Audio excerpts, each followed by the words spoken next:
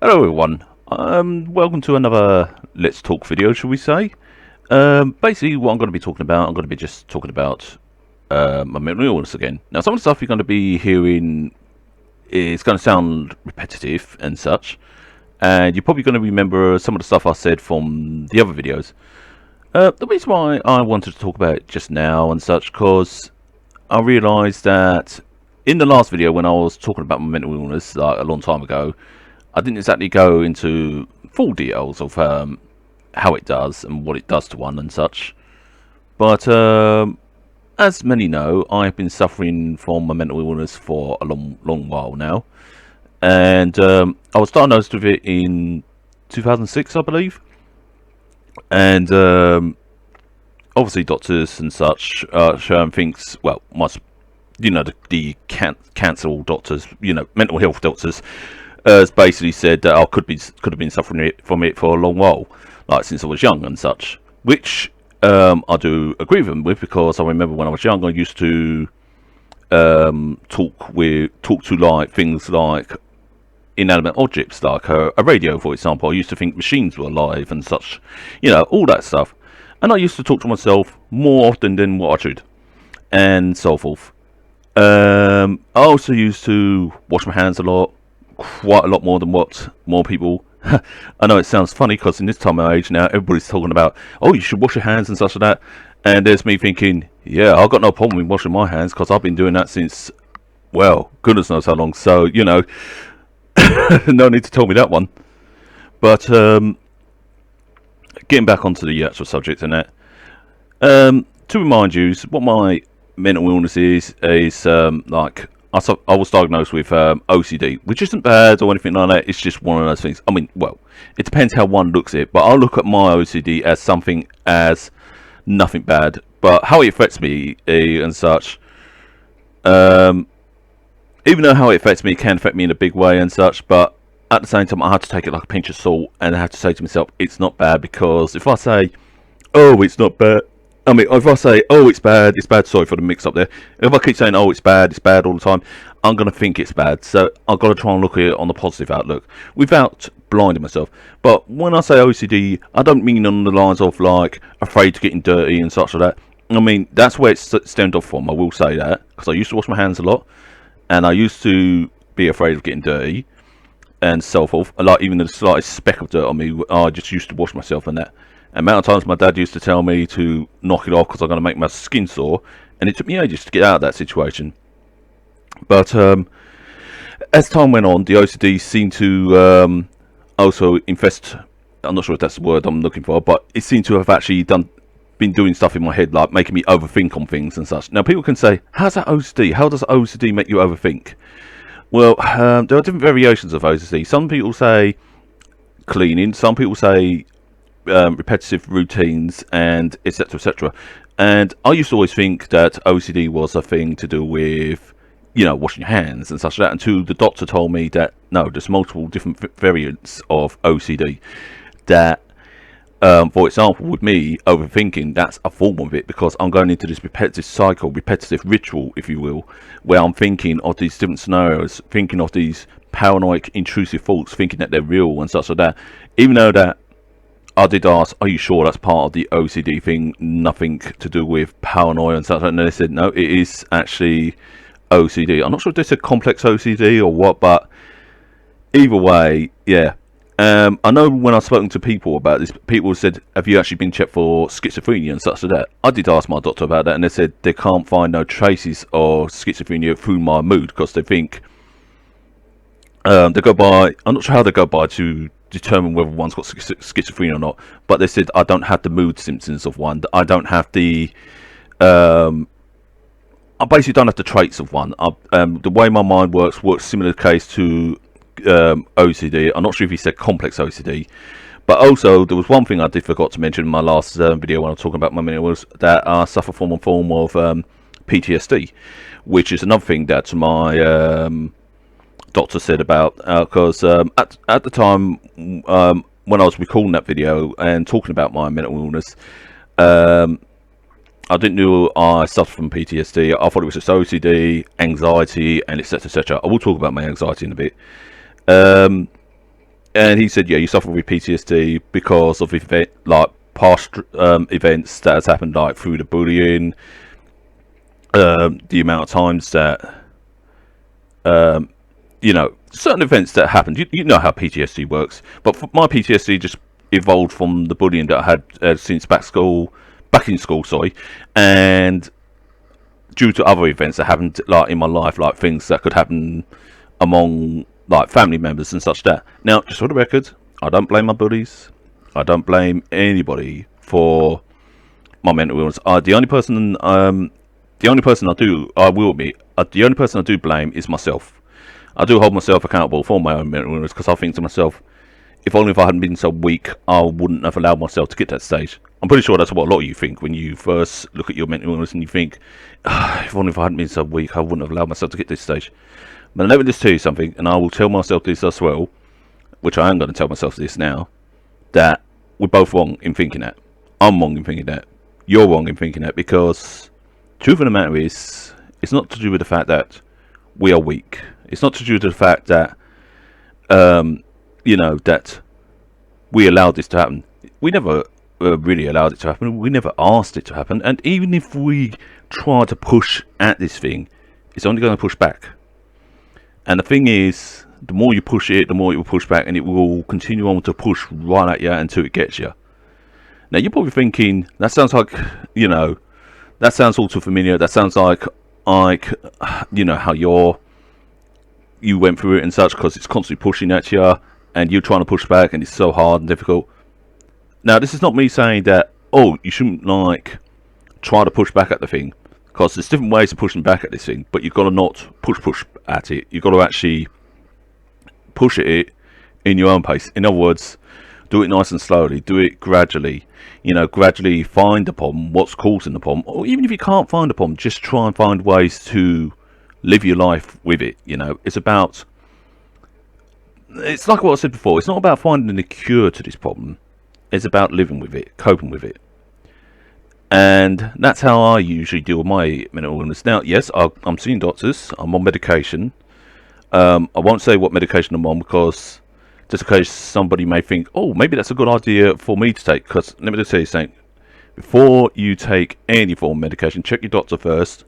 But also, most importantly, remember, if you do take any form of medication, remember, if it does something really odd to your body and that, remember, it would be only temporary that it does these odd things to your body, because it's normal for it. Like, if your body feels a bit numb, or your head feels a bit numb, or you feel a little bit spaced out, don't panic about it. It's normal.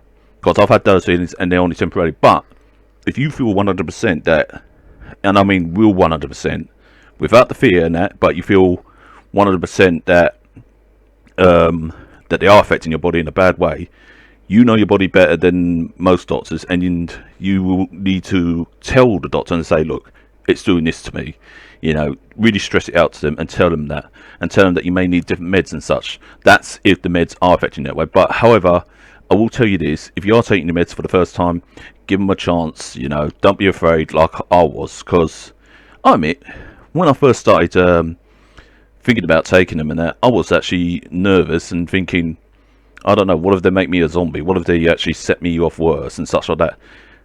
There was one medication that one doctor put me on, and I'm not going to mention the name because obviously I don't want anybody to be put off by it, but when they put me on it for the first time, it made me into a worse state situation, and I said to them, look, I'm not giving this thing 3 months. I know this is affecting me in a bad way. It's making me aggressive. I don't want to be aggressive. I want to be calm. It's making things worse for me and such like that, and it's setting me off into a panic mode. So anyway, I was on this like my other meds that I'm on now, but they did try and change it one time back to that other med and say, yeah, it's an improved version, it's a better version. So I thought I'll give it a shot, and in 2018 it just made me very anxious. I couldn't go out for 3 months straight, and it took me a long time. I was like in a childlike state, and I had to literally fight myself to actually get myself out of that. But like I said, everybody's body is different. Medications work different on everybody's body. But like I said, you know your body better than anyone else. If you feel something is wrong with the medication, don't be afraid to speak up about it. But also at the same time, don't be afraid to take the medications the doctor tell you. Because like I said, they can benefit you, they can help you, just like it's helping me. You know, it's helping keep my mind stimulated, helping keeping it calm. One day I'm going to actually eventually, you know, not require medication. One day I'm going to get better with myself. Now, I've been telling myself that for a long while, and such that, because, you know, just give myself for some form of hope. But also at the same time, I also told myself that maybe I won't get better. Maybe I'll be stuck like this for the rest of my life. But you know what? I'm going to still make something out of my life. I'm going to still be happy in my life. But going back to my other illnesses that I suffer with. Now, you know, I suffer from OCD and PTSD, but also I suffer from a form of anxiety.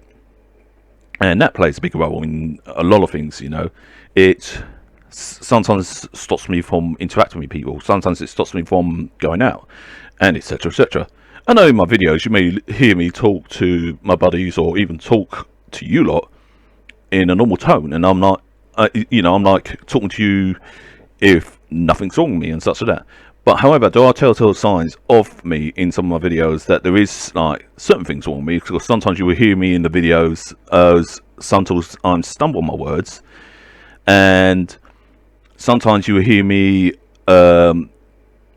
even go quiet at some points, and I would actually say, yeah, I'm just focusing on the game, where actually the truth of the matter is I'm actually focusing on my breathing as well, because my anxiety tends to kick off. But I try and push that anxiety, try and push it to say to it, no, I'm going to continue on with this because I want to continue on with this. I want to actually do something here, you know. I want to do something I enjoy, you know. I want to overcome this anxiety, this part of the anxiety and such. It's the same with going to the shots.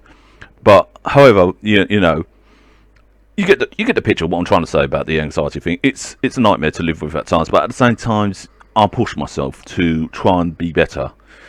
And yeah, basically, even now, it's actually kicking off a storm at the moment, because it doesn't like me addressing my illnesses so much, because it doesn't like to be reminded. I mean, who doesn't want to be reminded? I mean, who doesn't like to be reminded? Sorry, that came out wrong. Who doesn't like to be reminded of their, you know, negative emotions, or, you know, their illness and such? It's a scary place to go into, and sometimes we feel like we just want to run away from it all and such. And I will tell you this: I did try and run away from it once. And it's like emotional wise, I did try and escape it, try and block it off, you know, try and be blinded to it and say, yeah, everything's all grand and normal. And then all suddenly one day hit me like a ton of bricks, and I was like, yeah, I'm in the worst place, I need help. And in the end, yeah, that's when I accepted that, you know, I'm ill. I may not be cured, but at the same time, I can live my life. But I have got the hope in mind that I will be cured, or at least get to the point in stage of my life where I can actually, you know, climb up that ladder, reach my goals of what I want to do. Now, I will say this, I don't work. Now, I know some people say, oh, have you tried working, because that might actually help. Now, I've got to tell you this, when I was working, this whole thing was still kicking off still, and it got worse and worse as time went on. And it's not because of the job and that, it just got worse. And even my anxiety started to play up and such. And sometimes I would shut down on people. Sometimes I wouldn't talk to people. And people couldn't understand. Some people even got angry with me for it. And in the end, I just said to one person, because he got so angry with me, and said, why are you not talking? And I was like, I apologise. I'm not well. That's what I said. Sounds like something out of a movie, doesn't it?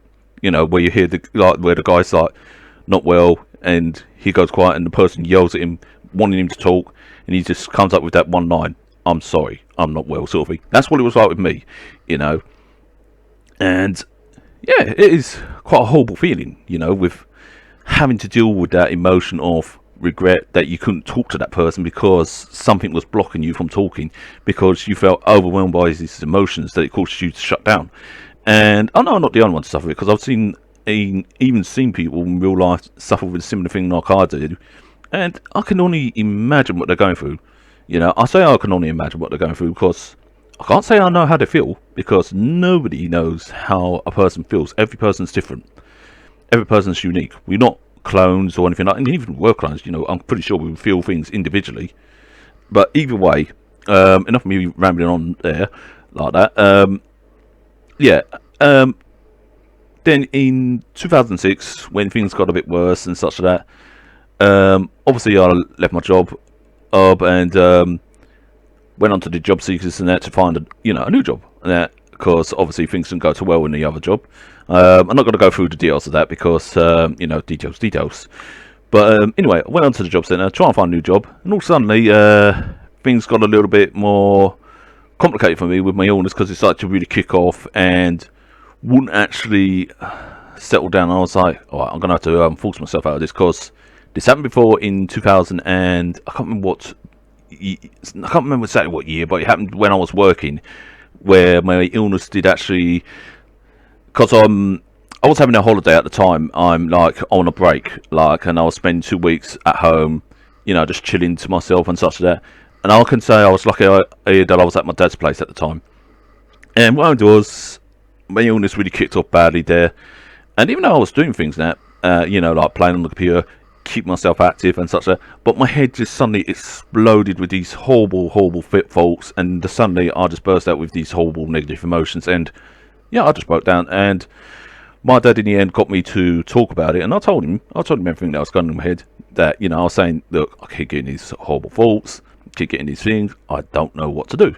And he said to me, "Don't worry about them. Thoughts are just thoughts. At the end of the day, we all get these thoughts. If we didn't have these thoughts, we wouldn't be human. As long as we don't act on those thoughts, that's the most important thing." And he asked me that question: "Have you ever acted on those thoughts?" And I went, "No, I haven't." And he again, "Then what have you got to worry about?" And I was like, you've got a good point there. And that actually made me feel better, made me realise that these thoughts are just thoughts, These thoughts are just things. But going back to when I was going to the whole job centre thing, looking for work and that, all suddenly my anxiety started to kick off again. I couldn't go to the place that I wanted to go to.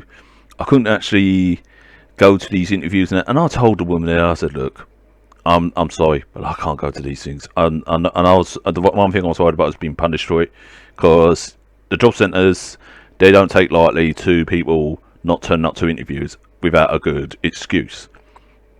And I apologised to her. I told her what was going on. I told her that it was very hard for me. In the end, she said, right, what I suggest you do is go on sick for the time being, see your doctor, and etc, etc, like I usually would suggest. So I did, talked to my doctor about it, and he said, right, I'm going to put you on the sick for the time being. And as he did so, I thought maybe it might wear off, maybe I might be fit again. And suddenly things got a little bit worse, and I said, look, doc, I really need something. I need someone to help me. So I went back to my doc's office, like I said, so that's why I went and said, look, doc, I need some help with these things, because I basically went back to him. Anyway, and as I went back to him and told him that I need some help, he said, well, one of the questions he did ask, because I got into a desperate state of saying that I needed help, he said, what do you want me to do about it? And I was like, well, you're the doctor, cure me, fix me, basically. That's what I stressed to him. And in the end, he referred me to one of the counsellor or people at the hospital, and they said, I suffer with a form of OCD. That's, that was the first stage of it, sort of thing, like, of my diagnosis. They didn't know about the PTSD at the time. And they said I suffer with a form of anxiety as well. And I was aware about the anxiety because my sister, I was aware about mental illnesses because my sister, my older sister, suffers with it and such. And the poor girl, she suffers it more worse than I do. And I actually praise her every day, that she still managed to live her life and continue on doing what she does. In fact, she's a big inspiration. But yeah, when she told me about the OCD and the anxiety, she explained a bit more about the OCD side, because I always, like I said, I used to think OCD was a form of just washing your hands, just just being clean and that. But no, she explained there was different variations of it. And when I listened to that, I was like, I wasn't aware of that. So I looked it up on the internet and found out there was more than one variant of it. There was quite a few variations of it. Later on, as I was talking to people that I trust on the internet, like my friends and stuff, and one of them suggested and said, you asked me if I've been diagnosed for schizophrenia, and I said no, but I don't think it is that. And then another one said the same thing, and so far 4 people have said this so far, and I even said to my mental health doctor about it, and like I said, he said that there's no like traits of it, no, because I don't have the emotions of it, I don't have the mindset of it, or the my moods doesn't swing like somebody with schizophrenia, and etc, etc. So basically, yeah, I had no symptoms of that. He said it's just OCD, complex OCD probably. And then he also mentioned about the PTSD, and I said, okay, what do you think the PTSD is through? Even though I knew the answer, but I wanted to hear it from him. And he said it could be through past events like the bullying that you went through and all that stuff. So, yeah. And so, yeah, when I've actually got the diagnosis of that, I was thinking, okay, that's good. You know, I know what this is. I know what to do. Now I just got to do it. And I've been taking, obviously, my medication and that. And like I said, I know what medication is good for me because I know how my body is. And like I always say, nobody knows the body better than oneself. I'm not saying don't listen to your doctor. Again, I will stress it out. I'm not saying that you shouldn't listen to your doctor. Listen to your doctor, what they say. They usually know what's best for you. Unless, of course, you're really 1000% sure that what they say is wrong, of course. But usually 9 out of 10, most doctors are right. And 9 out of 10, most doctors want to help you. I know some people say, oh, I don't trust a doctor, you know. How can you trust anybody in the hospitals, da da da da. I get you. I understand on that one. But I can assure you, most of the times, most of the doctors, most of the staff members in hospitals do want to help people generally. Not all of them are money-grabbing so-and-sos. Not all of them are people that want a bit of dough in their hands, you know. Most of them generally want to help people. And I have came across quite a few doctors and nurses in my time that did actually generally want to help me at times. And yeah, I actually said to one of them, I said, you're only doing this because you want to get paid, so what's the bloody point? And they was like, actually, you may think that, but I actually generally do care about my patients. And when they looked me in the eye and said that, and I actually said, you know, you're probably one of the few people that actually had the guts to look me in the eye and actually say that. Because usually most people, 9 out of 10, usually tend to run away from me. But they say, well, I'm not running, I actually want to help. So, you know, and that's another thing that was going on with me. Trust. I couldn't trust people because I had my trust broken so many times by people. It's become a scar on me, and it's like difficult for me to trust people. It's difficult for me to even trust anybody in general, you know. And sometimes I get these thoughts in my head, and I do hear a voice saying, how do you know that they're not going to do this? How do you know they're not going to do that? And yes, I've been hearing a voice in my head since I was young. And this voice is started off like it started off as being a good thing, challenging me to do better and such like that, challenging me to be better and such. Then later along down the line, as this illness kicked off, it started turning very violent, very aggressive, emotionally, started calling me every single name under the sun. Imagine the worst name being called to you. That's what it would call me, sort of thing. And then it would times it again and again, and then it would remind me of what people did to me in the past, and then it would say, remember what this person did? You don't want that happening again. You never know if this person's going to do it. And that's where the trust issues come into play. And that's where it will say, oh, this person's going to do this to you. It's the sign, it's showing. You know, that's how it is like, you know, it's absolutely a nightmare. And sometimes it is like talking to another person, and sometimes I do find myself going to it, lady, shut up. And yes, the reason why I say lady, because it's a female voice I hear in my head. And that's not me being sexist or anything. It's genuine fact. It is a female voice I hear in my head, and I don't know what she looks like. I just hear her, and she's constantly on my case all the time. It's like being married to the ruddy thing. And that's just, you can laugh at that joke, by the way, because even I'm laughing inside and that. Yeah, it is an absolute nightmare to live with. But there is a silver lining, though. You can still live your life with it. You can still live with this thing and still go and climb up those ladders and such. And even if it's, you know, put you out of a job like it's put me out for a while, you can still climb back up that ladder and say, I'm going to try and get better on myself. I'm going to work to get better on myself, and I'm going to work to become better so that I can actually work one day to reach my final goal of actually getting back on track, doing what I want, and etc, etc. But my suggestion to you always, if you are trying that, don't push yourself too much. Do it in baby stages. Do it, you know, little by little, step by step. But also in the meantime, try and enjoy yourself.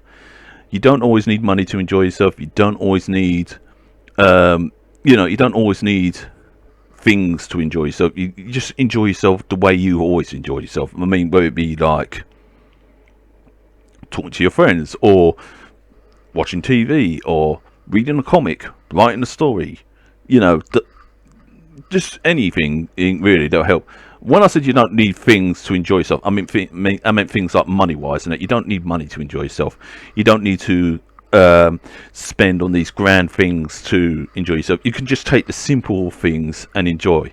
Like you could take a bit of paper and a pen, make something out of it. You know that kind of thing. Enjoy the simple things in life. That's it. Even if it's just looking at a tree, even tree hugging. I mean, if you'd like to hug trees, you know, you can hug trees. I mean, there's nothing wrong with that. And I know it sounds like I'm talking a load of gibberish here, but what I'm trying to say is that try and enjoy yourself. Try and enjoy the simple things, no matter how bad this mental illness is. Just try and enjoy the simple things. Try and think of the simple things and think of those simple things you enjoy and of the things that you got in your life, you know, and think to yourself how lucky you are, you know. Yes, this thing will always be a plague on our minds and such as that, but do not ever think that it's something that you brung on yourself, because do not think that you're being cursed by a being from a great entity or anything like that. Do not think that you're being sentenced or anything like that, because it may feel like that, but it's not. You're not weak, you're quite strong. I'm not weak, I'm quite strong. I mean, even at times I may say to myself, God, I wish I wasn't weak. Or sometimes I may say, God, it's like a prison sentence with this thing. But truth of the matter is, it's not. Even though that, yes, it does cage you, and yes, it does make you feel that there's bars, there are restrictions. But truth of the matter is, no matter how much it makes you think that, it's not really. You can actually walk through those bars. You can actually take the challenge and challenge yourself to actually overstep those bars and go, you know what, I'm going to go out and overcome my anxiety. I'm going to actually do this and overcome my faults and such like that, because I don't want to think that I have to be scared anymore. I don't want to be scared of this and that. And I'll speak from my experience on that one. And the reason why I say all those is because I've been trying those things to actually overcome my problems. Some of them have succeeded, some of them failed, I will say. But through failure comes success, you know, because I learn from that failure and I tend to push on and try and evolve and try and do that thing again. No matter how many times I fail, I'll get back up again and try again. It's like the song, you know, you get back up, you get knocked down and all that stuff, you know. I'm not making sense there, but either way, you get what I mean. You just get up again and you just try and work it out, you know. And basically, so my mind's ticking away there. It's part of my dyslexia, because what it is, I'm trying to think of all the words I could say, and it's making me think too fast, and I realise I have to slow myself down. And that's nothing I suffer with dyslexia, but that's not a big problem, because, you know, I've slowly learned to overcome that. And also, you will see that in my videos, as the way I stumble on my words again and such like that. Some of it's due to my mental illness, some of it's due to my dyslexia. So it is kind of like 50-50. But going back to the whole thing is, no matter how much you, no matter how much you feel that you're failing in your like goals and that, don't ever think it's a failure. You may get knocked down, but you'll get back up again, and you will try again. And if you can't work on that goal just yet, maybe it's because you're not ready to work on that goal just yet. Maybe you just need to work on another goal, because you're always having more than one goal. So it's not just one goal, you've got multiple goals. Even though you may say, oh, I only got one goal, and that one goal I want to focus on. Yes, that may be so, but I know that you also have other goals as well, like your sub goals. If you can't actually do a certain goal, work on those sub goals. If you have to, keep working on those until you are ready to go for the main goal. And like I said, no matter how many times you fail, it's never a failure. It's always like a learning curve, a chance to keep trying and trying again. But don't push yourself. Don't be too harsh on yourself. Don't go, oh, you know, I'm never going to do this and all that lot. Even though that I say it half the times and such, and trust me, I'm guilty of that. But I'll tell you now, it is possible to live your life. It is possible to reach your goals. I mean, yeah, I still got a long way to reach my ultimate goal and such, but I'm working towards it. I mean, next year, I want to move out, get a place of my own, and I'm determined to actually do that as one of my goals. And even though that Even though that a long time ago I used to think, nah, I'm never going to do that. It's impossible for me. I'm already in supported accommodations. I'm starting to be independent. I'm starting to actually wanting to do things by myself. So already I'm taking the steps towards my goal. Already I'm achieving something. Now you may ask yourself, what are you achieving? And the thing is, you are achieving the fact that you're still alive. The fact that you're walking, breathing and such. Everything you do is a sign that you're achieving something. I know it may seem like I'm talking gibberish here, but the truth of the matter is there is a meaning behind what I'm saying. I could tell you what you're achieving and such, but the thing is, you need to find out for yourself. But rest assured, you're achieving something every day.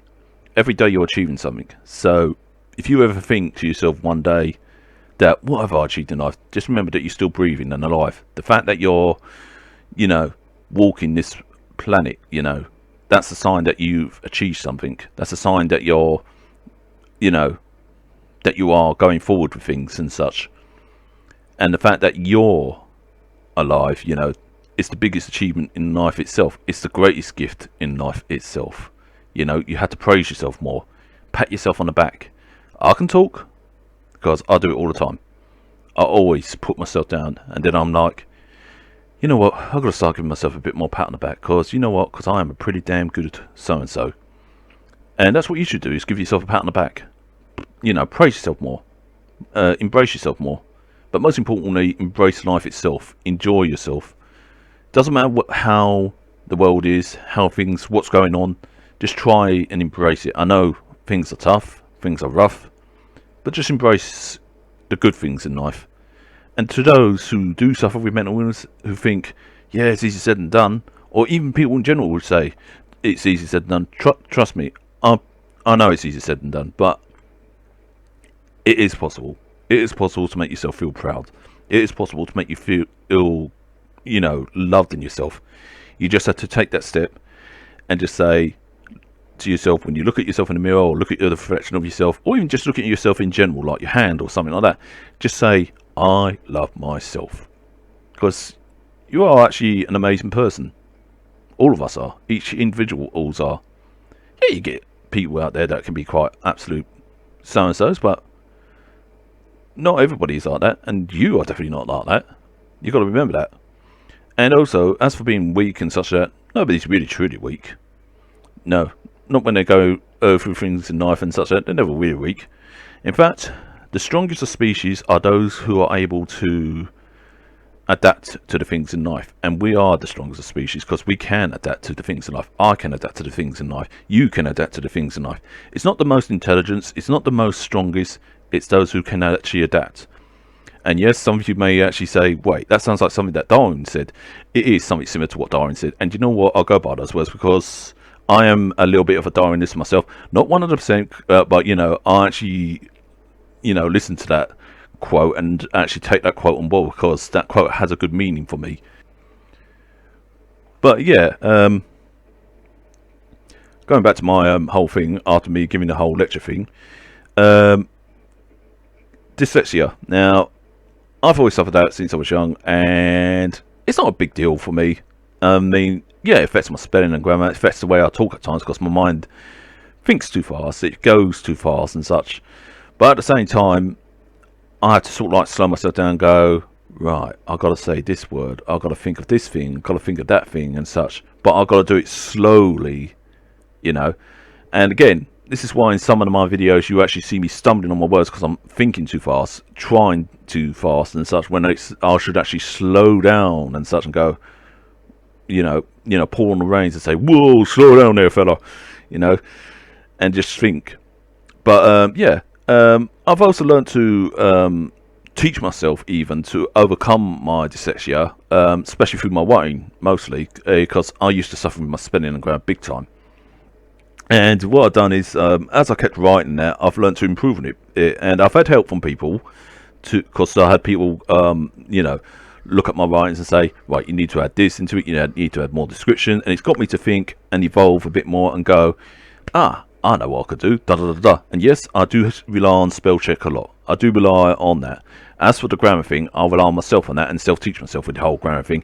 But also, I have people pointing out, you know, where I need to add commas, where I need to add spaces, where I need to add a little bit more or this and that, you know. So I've had people I've had people help me out with that area. But most of the time, I've actually self-taught myself to actually improve on my writing and such. So it has gotten better, but I will say I need to re-educate myself to slow down a bit more and get used to that, because otherwise I'm going to be sounding like an absolute idiot the way I talk. But hey, just for the record, people, if you ever do recordings or ever just talk in general and you think that you sound like an idiot, don't. Because let me just say something. If you suffer with dyslexia like the way I do, or you suffer with a similar case, don't think that don't think you're being dumb. Don't think that you're being an idiot. I mean, just look at it this way. So what? So what if you stumble on your words? And it applies to people in general as well. Not just to people with dyslexia, but people in general as well. So what if you stumble on your words? You're still a wonderful person. You're still a good person.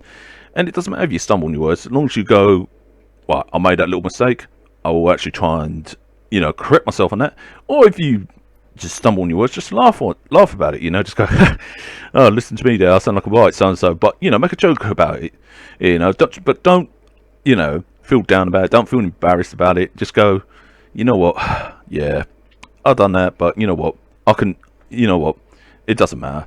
It doesn't matter at all, because it don't. But, yeah, because even I make, as you hear in some of my videos, I do actually stumble on my words. I do actually get confused on my words. I even get confused with my lefts and rights at times, and so forth and so on. So it is a complicated thing, but at the same time, you can laugh about it. You can actually smile about it, and don't feel bad about it. I mean, I don't feel bad about my dyslexia at all, and I never will. Yeah, I know I've got to improve, but at the same time, I'm not going to push myself. Because if I push myself or start pulling myself down, then I'm going to be contradicting myself what I'm saying in this video. But not only that, I'm also going to make myself even more worse. So I can't actually just go, oh, I've got to really improve on that. I've got to say, oh well, that happened. Something to learn for next time, and say it with a smile. Because the more you pull yourself down, the more likely you're going to make things worse for yourself. Because negative emotions inside you make you think things, and eventually that leads to, sometimes it leads to things getting a little bit worse. I'm not saying that, oh yeah, it means doom and gloom. I'm just saying that it can actually contribute to the problem. But it's not a problem. It never is. Dyslexia is never a problem.